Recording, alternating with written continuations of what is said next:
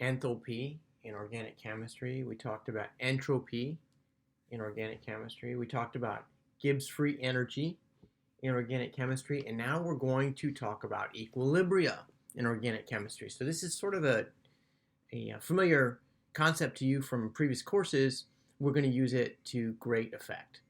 All right, so remember now, an exergonic process, that's with a negative delta G, it favors a reaction, a forward reaction, for example, if it's delta G, and we would call that spontaneous, right? So if you've got some A and B here, let me go back to the marker here, got some A and B, and it goes to C and D, and if delta G is negative, we call that spontaneous.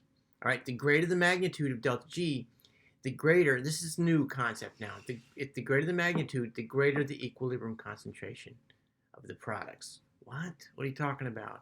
You might be thinking, wait, if it's spontaneous, they must all go to C and D. And I want to remind you something. Let me write this here. Delta G, watch this, is equal to delta H minus T delta S. And we have this term over here, entropy, right? So if everything goes to C and D, then we have fewer states accessible, right? So the actually entropy goes down. So this will be negative then. This term will be negative. This term will be positive, right? And delta G is not favored, right? So let's go back now, or let's move on. Why doesn't an exergonic process react to give 100% of the products? Why do some still remain? Well, here's the reason. So as you have 100% in A and B, your free energy of the system, is here, right? As you have 100% A and B, the free energy begins to go down, okay? Because of the changes in enthalpy and entropy, right? Now, as it continues to keep, as the system keeps going down, right? We'll reach some point which is equilibrium, right? And at equilibrium, if this is an exergonic process, if it's exergonic, right, then the equilibrium is going to be closer to C and D, right? That is, we're going to have more C and D than we do A and B because it's exergonic, right? Remember that? It goes like this, right? Here's C plus D. Here's A plus B. Right? It's a really horrible dotted line, isn't it? I'm going to go back here and do that again.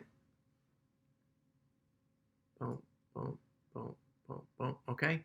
Right? So this is delta G. If it's exergonic, it goes down.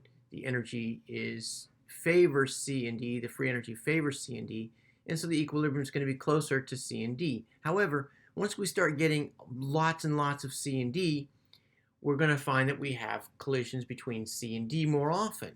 And so the reaction between C and D to make A and B becomes more possible, or becomes possible, right? Or more likely, I should say. Man. All right.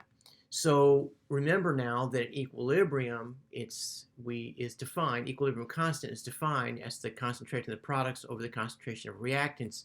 And now we can say, yes, here we can quantify how delta G is related to the equilibrium constant.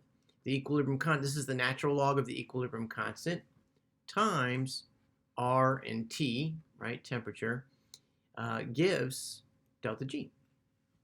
And so if you know delta G, you can predict what the equilibrium is going to be. Now, this is only thermodynamic terms. We are not talking about how fast it goes. It has nothing to do with rate, right? These are thermodynamic terms. This tells us energies. This tells us ratios. And R and T, our temperature is a constant. I'm sorry, R is a constant, and temperature is a measure of the kinetic energy, right, of the system.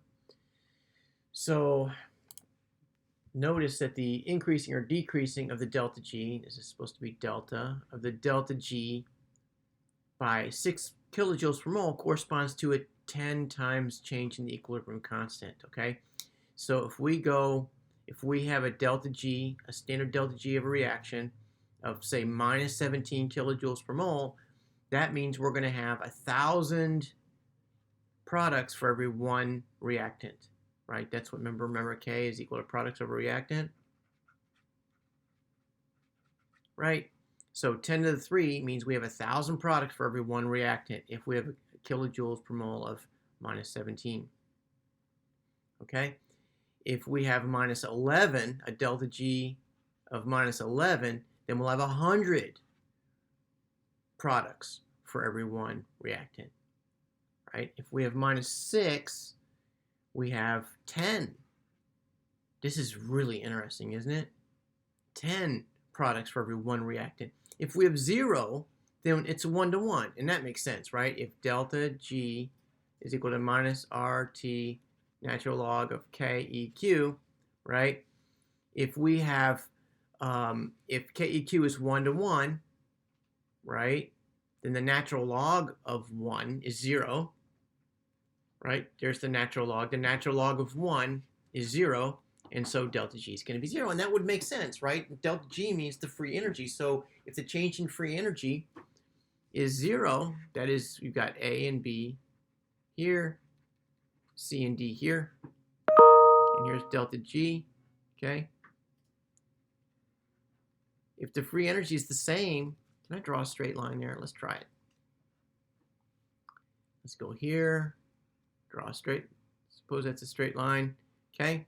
If the energy of the two is the same, then we would expect that at equilibrium, the amount of products is going to be equal to the amount of reactants. All right, so this is kind of interesting. For every 6 kilojoules per mole, we get about a 10-fold change in the equilibrium constant.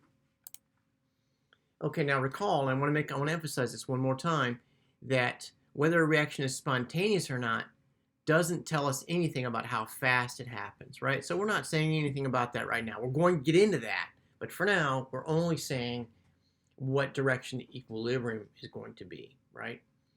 So spontaneous reactions can be fast, such as explosions, or spontaneous reactions can be super slow, such as diamond turning to graphite, okay? This diamond turning to graphite at normal temperatures and pressures takes a really long time, even though it's a spontaneous process. So again, finally, Equilibria tells us about the free energy of the reactants and products, but it doesn't say anything about how fast the reaction goes. We'll get into that in a separate conversation.